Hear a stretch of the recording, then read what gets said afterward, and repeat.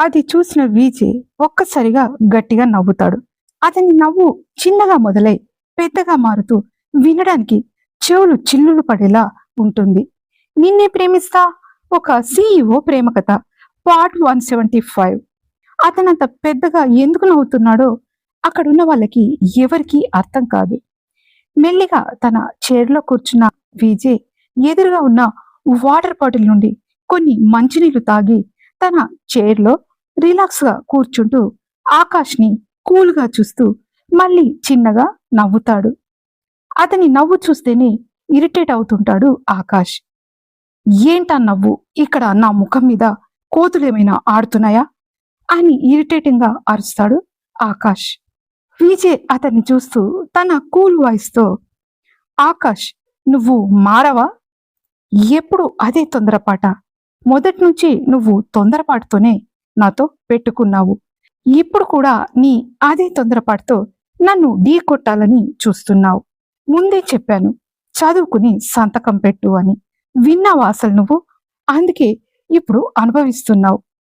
ఇంకో విషయం, ఇప్పుడు ఆ పేపర్ని చింపి కూడా తప్పు చేశావు.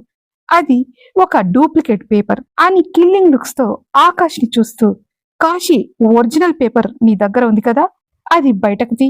ఈ ఆకాష్ ఆ పేపర్ని ఇంకా మొత్తం చదవలేదు పాపం. ఆకాష్ ఇప్పుడు నువ్వు మా దగ్గర బందీ అయిపోయావు. నువ్వు లాక్కోలేవు, పీక్కోలేవు. ఆల్రెడీ నువ్వు ఇక్కడ నా పిఏగా జాయిన్ అవుతున్నట్టుగా సైన్ చేసేసావు. దాని మీద డేటు టైము చూసుకో ఒకసారి. నేను 2-3 సార్లు అడిగాను, ఈ రోజు జాయిన్ అవుతావా లేక రేపు జాయిన్ అవుతావా అని. విన్నావా అసలు? ఈ రోజు కాదు, ఇప్పుడే జాయిన్ అవుతానని ఎనర్జెటిక్ గా చెప్పావు. అలాగే జాయిన్ అయ్యాక నీకై నువ్వు రిజైన్ చేస్తే ఏం చేయాలో కూడా అందులో ఉంది.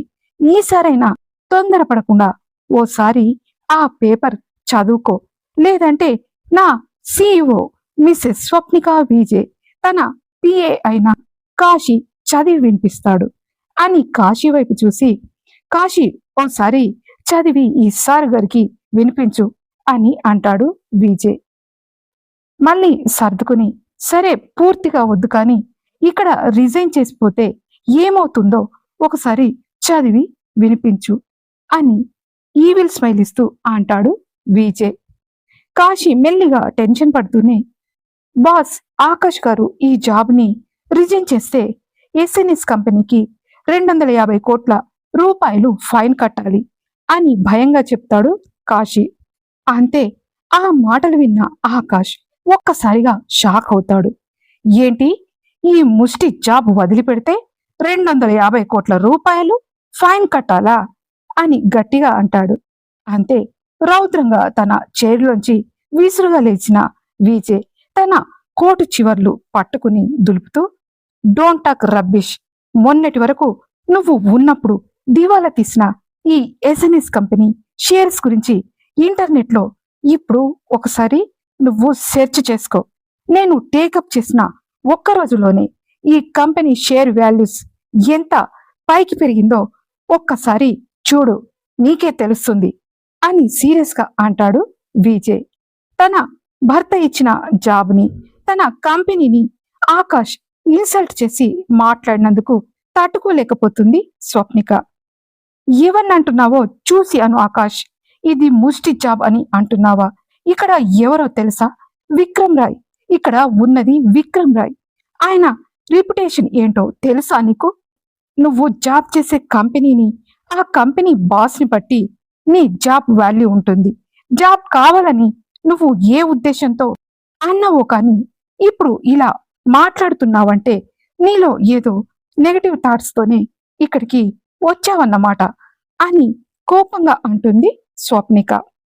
ఇన్ని రోజులు ఆమె ముందు ఒక అమూల్ బేబీలా యాక్ట్ చేసిన ఆకాష్ ఏటో తేల్చుకోలేక మళ్ళీ తన క్యారెక్టర్ నుండి బయటపడుతూ, చూడు స్వప్నిక, మన స్నేహం ఇప్పటిది కాదు. 5 సంవత్సరాల స్నేహంలో నువ్వు నన్ను అర్థం చేసుకున్నది ఇంతేనా? వీడు మామూలోడు కాదు.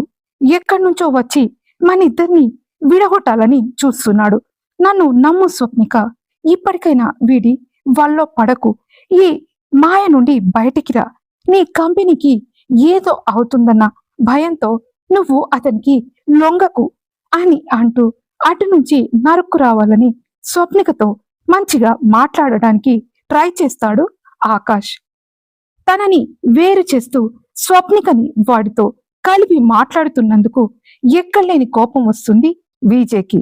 హే, నువ్వు ఒక ఎంప్లాయీ మాత్రమే. నీకు ఈ కంపెనీ బాస్ అయినా, నాతో సీఈఓ అయినా స్వప్నిక విజయ్తో మాట్లాడడానికి కూడా అర్హత లేదు. Go away from here. అందుకే తొందరపడే ముందు వాడు ఎవడు ఏంటి, వాడి బ్యాక్గ్రౌండ్ ఏంటి అన్నది తెలుసుకుని వాడితో పెట్టుకోవాలి. గెట్ అవుట్ అని అంటూ అక్కడ ఉన్న టేబుల్ని ఒక్క తన్ను తంతాడు విజయ్. ఆ టేబుల్ దూరంగా వెళ్లి బల్లుమని శబ్దం చేస్తూ దాని మీది గ్లాస్ తునాతునకలవుతుంది. అర్థమైంది కదా ఆకాష్, వెళ్ళి కాఫీ తీసుకురా, లేదా ఆలోచించుకుని ఇక్కడ జాబ్ చేస్తావా లేక ఆ ఫైన్ అమౌంట్ పే చేస్తావా తేల్చుకో అని కాశీ వైపు చూసి, చూడు కాశీ, వెళ్ళి నువ్వు ఆ గిరితో పంపించు.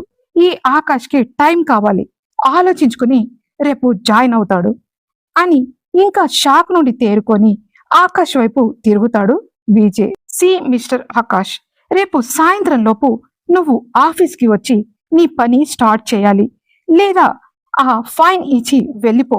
గెట్ అవుట్ అని గట్టిగా చెప్తూ తన చైర్లో టీవీగా కూర్చుంటాడు విజయ్. ఆకాష్, అతని వెనుక బౌన్సర్స్, తర్వాత కాశీ అందరూ బయటికి వెళ్ళిపోతారు. అదంతా విన్న స్వప్నిక ఇంకా అలాగే షాక్ తో నిలబడిపోతుంది. హే స్వీట్ హార్ట్, వాట్ హ్యాపెండ్ అని ఆమె వైపు చూస్తూ చిన్నగా నవ్వుతాడు విజయ్. అయ్యో, ఏంటి విజయ్ ఇది? వాడికి ఇలా ఫిట్టింగ్ పెట్టావేంటి? వాడు అసలే మంచోడు కాదు. ఇప్పుడు స్మిత్ వరకు వీడి పనులు వెళ్ళాయి అంటే వీడు ఎంత పెద్ద మాఫియాడనో అర్థమవుతుంది. మళ్ళీ వాడితో కొత్త తలనొప్పులు ఎందుకు అని బాధగా అంటుంది స్వప్నిక. వాడు నా ముందు ఉన్నంతసేపు అవమాన భారంతో తలంచుకోవాలి. ఈ ఆకాష్ గడి వల్ల నా కొడుకు ఎంత బాధపడి ఉంటాడో, వీడు వాణ్ణి ఎంత హింసించి ఉంటాడో, ఎంత టార్చర్ పెట్టి ఉంటాడో. వాడు బాధపడుతూ నాకు చెప్పి ఏడ్చాడు. నిజంగా నేను పలానా అని బయటకి తెలుసుంటే నా చేతిలో వాడు ఆ రోజు చచ్చేవాడే. కానీ అలా చేస్తే ముందు ముందు నేను చేసే మంచి పనులు దానివల్ల దెబ్బతింటాయని ఆగిపోయాను అని బాధగా ఆవేదనగా అంటాడు విజయ్. ఆ మాటలకు ఆశ్చర్యపోయిన స్వప్నిక, ఏంటి విజయ్ నువ్వనేది? రాజ్ నీతో అలా చెప్పాడా అని అడుగుతుంది. అవును స్వప్ని, నేను వాణ్ణి తీసుకుని ఇంటికి వెళ్ళాను కదా, అప్పుడు నాతో చెప్పాడు. ఈ ఆకాష్ గాడు తనని డాడీ అని పిలవమని చెప్పేవాడంట. వీడు పిలవడానికి ఒప్పుకోకుండా తన డాడీ స్టార్ అయ్యాడని చెప్తే, నువ్వు నన్ను డాడీ అని పిలవకుంటే మళ్ళీ ఇదంతా నీ మా అమ్మకి గాని ఇంకెవరికైనా నువ్వు చెబితే వాళ్ళు కూడా స్టార్ అవుతారని చెప్పాడు. నిజమా అంకుల్ అని వాడు నన్ను అడిగితే నాకు ఎంత కోపం వచ్చిందో మాటల్లో చెప్పలేను అని బాధగా ఫీల్ అవుతాడు విజయ్. ఆమె కళ్ళల్లో ఉన్న భయం చూసి ఆమెను ఆ భయం నుండి దూరం చేయాలని మెల్లిగా ఆమె వైపు చూస్తాడు విజయ్. అతని చూపుల్లో ఇప్పుడు ఒక రకమైన కొంటితనం కనిపిస్తుంది. అమ్మో, భయమా నీకు? మన ఐరన్ లేడీ స్వప్నిక రవిచంద్ర గారేనా ఇలా మాట్లాడుతుంది? 5 ఏళ్లు ఒక్కటివే సామ్రాజ్యాన్ని ఏలిన ధీర వనితవి ఇప్పుడు నా పక్కన ఉండగా భయపడటమా? ఇదెక్కడి న్యాయం స్వప్ని అని కళ్ళు చిన్నగా చేసి అంటాడు విజయ్. నవ్వకు విజయ్, నేను సీరియస్ గా అడుగుతున్నాను. వాడు సిండికేట్ మనిషి అని తెలిసి కూడా ఆగిపోతుంది స్వప్నిక. విజయ్ ఆమె మాట పూర్తి కాకముందే ఒక్కసారిగా ఆమె నడుం చుట్టూ చేయి వేసి తన వైపు లాక్కుంటాడు. స్వప్నిక షాక్ తో అతని గుండెలకు ఆనుకుంటుంది. ఇద్దరి మధ్య దూరం కరిగిపోయింది. విజయ్ ఆమె కళ్ళల్లోకి సూటిగా చూస్తూ గొంతు తగ్గించి, ముందు ఆ టెన్షన్ వదిలే స్వప్ని. ఆకాష్ గాడు నా పద్మ వ్యూహంలో ఇరుక్కున్న ఎలుక మాత్రమే. వాడి గురించి ఆలోచించి నీ ఈ అందమైన ముఖాన్ని ఇలా సీరియస్ గా పెట్టకు.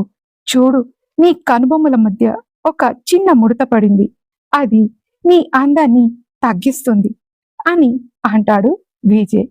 అతని గుండెపై చేయి పెట్టి నెట్టుతూ సిగ్గుపడుతూ, వదులు విజయ్, ఎవరైనా చూస్తారు, ఇది ఆఫీస్, మీరు ఇప్పుడు విక్రమ్ రాయ్ అని అంటుంది. విజయ్ ఆమెను మరింత దగ్గరగా తీసుకుంటూ, ఓహో, విక్రమ్ రాయ్ అయితే తన పార్ట్నర్తో రొమాన్స్ చేయకూడదా? అయినా డోర్ లాక్ చేసావు కదా, ఇప్పుడు ఇక్కడ ఉన్నది నీ విజయ్ మాత్రమే. చెప్పు, ఇన్నాళ్ళు నన్ను మిస్ అయినందుకు నాకు నువ్వు ఫైన్ కట్టాలి కదా అని అంటాడు. ఫైనా? ఏం ఫైన్ అండి బాబు అని అయోమయంగా అడుగుతుంది స్వప్నిక. ఆమె బుగ్గను మెల్లిగా గిల్లుతూ, మరి ఒక స్వీట్ కిస్ గాని, లేదంటే ఒక 5 నిమిషాల గట్టి కౌగిలి గాని, చాయిస్ మాత్రం నీదే అని అంటాడు విజయ్. చాలా గడుసయ్యావు నువ్వు. 2 సంస్థల మధ్య ఇరుక్కుని బానే ప్లాన్ వేస్తున్నావు. అయినా నేను ఫైన్ కట్టను, మీ మీదే స్వీట్ రివెంజ్ తీర్చుకుంటాను అని అంటుంది స్వప్నిక. ఏంటి, ఈ విక్రమ్ రాయ్కే ఎదురు చెప్తున్నావా? నా పైన స్వీట్ రివెంజా? ఇన్ని రోజులకు నీ దగ్గరికి వస్తే నాపై స్వీట్ రివెంజ్ ప్లాన్ చేస్తావా అని తెచ్చిపెట్టుకున్న సీరియస్తో అంటాడు విజయ్. అవును మరి, మమ్మల్ని వదిలిపెట్టి మా దగ్గరికి రాకుండా ఇన్నేళ్లు దర్జాగా ఉన్న నువ్వు ఇప్పుడేమో హగ్గులు బొగ్గులు ముద్దులు గుద్దులు కావాలని అంటావా? ఇక చాలు గాని, ఆకాశగాడు బయట మండిపోతుంటే మీరు ఇక్కడ నన్ను టీచ్ చేస్తున్నారా అని చిరుకోపంగా అంటుంది స్వప్నిక. వాడు అలాగే మండాలి స్వప్ని, అప్పుడే వాడి అసలు రూపం బయటకొస్తుంది. కానీ నువ్వు మాత్రం ఇలాగే వెలిగిపోవాలి. ఇప్పుడు చూడు, నీ బుగ్గలు ఎంత ఎర్రబడ్డాయో, ముద్దపప్పు తిన్నప్పుడు కూడా ఇంత కలర్ రాలేదు నీకు అని అంటూ ఆమెను ఒక్కసారిగా గాల్లోకి ఎత్తేస్తాడు విజయ్. స్వప్నిక భయంతో ఆనందంతో అతని మెడను గట్టిగా హత్తుకుంది. ఇద్దరి నవ్వులు ఆ ఛాంబర్ నిండా ప్రతిధ్వనిస్తాయి. స్వప్నిక మనసులోని భయం ఎక్కడికో పారిపోయింది. తన భర్త పక్కన ఉండగా తనకి ఏమీ కాదు అన్న నమ్మకం ఆమెలో బలపడింది. చాలు చాలు విజయ్, దింపిక. స్టాఫ్ ఎవరైనా వస్తే విక్రమ్ రాయ్ గారి పరువు గంగలో కలిసిపోతుంది అని అంటుంది. ఆమెను కిందికి దింపుతూ ఆమె నుదిటిపై ముద్దు పెట్టి స్వప్నికను దగ్గరగా హత్తుకుంటూ, నా పరువు నీ దగ్గర ఎప్పుడు పోయింది స్వీట్ హార్ట్. సరే, ఇక పని మొదలు పెడదామా? మన పద్మవ్యూహంలో మొదటి అడుగు వేయాలి కదా అని అంటాడు. స్వప్నిక ముఖంలో ఇప్పుడు భయం లేదు. ఒక పట్టుదల, తన భర్తపై ఉన్న అపారమైన నమ్మకం ఉన్నాయి. అతని కౌగిల్లో ఒదిగిపోయిన స్వప్నిక చాలాసేపు అతని ముఖాన్ని తదేకంగా చూస్తుంది.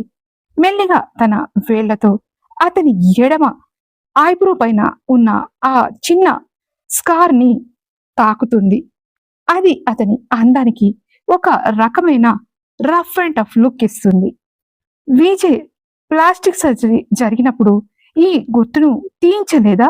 నీ పాత ముఖం మీద ఇది లేదు కదా, ఇది ఎలా వచ్చింది అని ఆతృతగా అడుగుతుంది స్వప్నిక.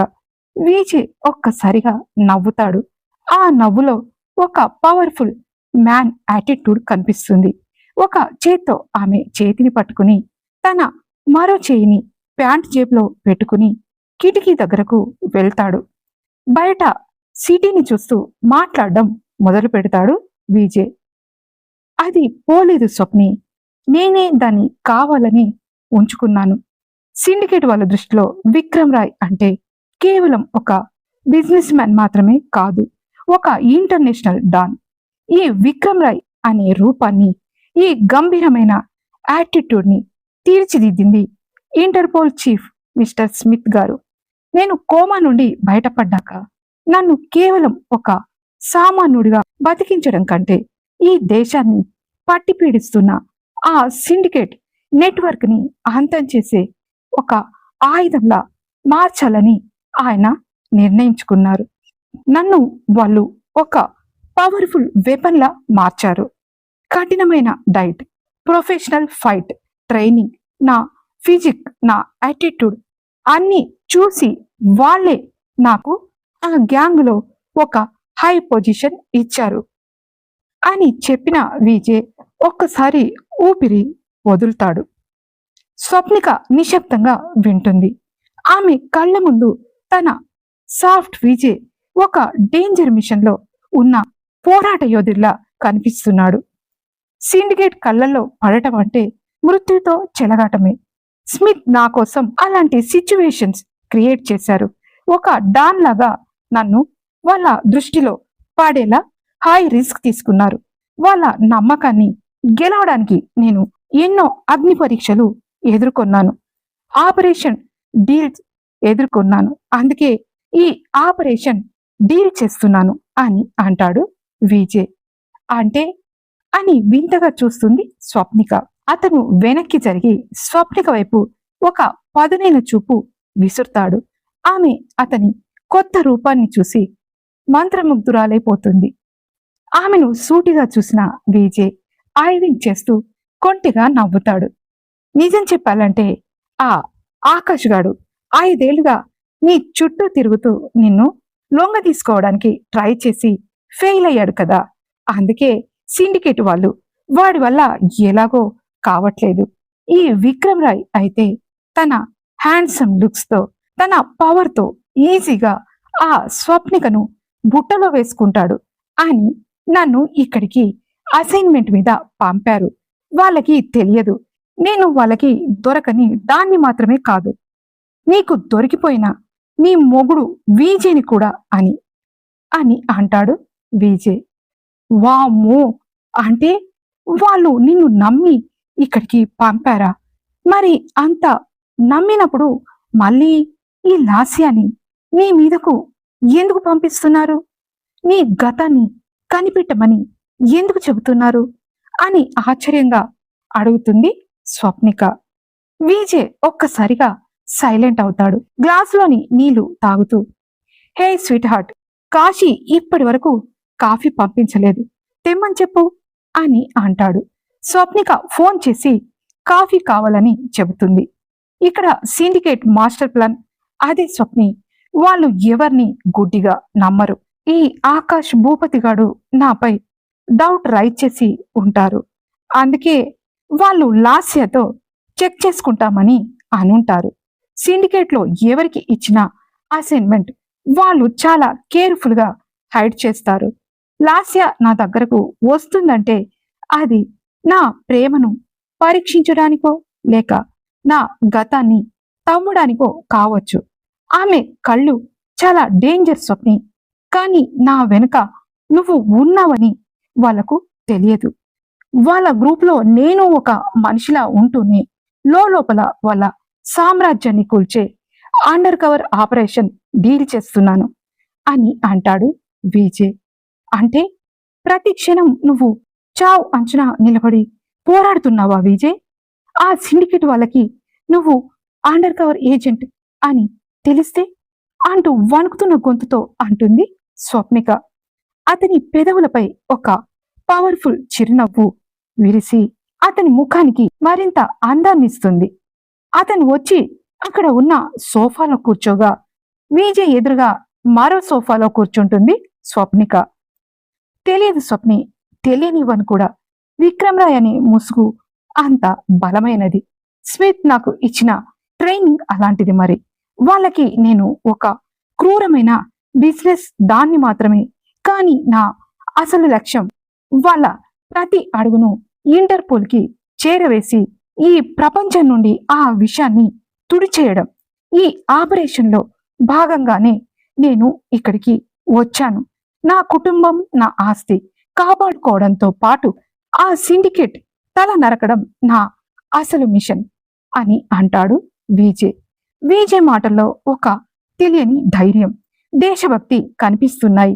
స్వప్నికకు తన భర్త గురించి గర్వంగా అనిపించిన అతని ప్రాణాలకు ఉన్న ముప్పు తలుచుకుంటే భయమేస్తుంది. అందుకే స్వప్ని, లాస్య విషయంలో మనం చాలా జాగ్రత్తగా ఉండాలి. ఆమె నన్ను ట్రాప్ చేయాలని చూస్తుంది, కానీ నేను ఆమెను వాడుకొని ఆ సిండికేట్ మెయిన్ బాస్ ఎవరో తెలుసుకోవాలి. ఈ సీక్రెట్ మన ఇద్దరి మధ్య ఉండాలి. ఈవెన్ ఆకాష్కి కూడా నేను అండర్ కవర్ ఏజెంట్ అని తెలియకూడదు. వాడికి నేను కేవలం ఒక బిజినెస్ మ్యాన్ లాగే కనిపించాలి అని గాఢంగా నిట్టూర్పు వదులుతూ అంటాడు విజయ్.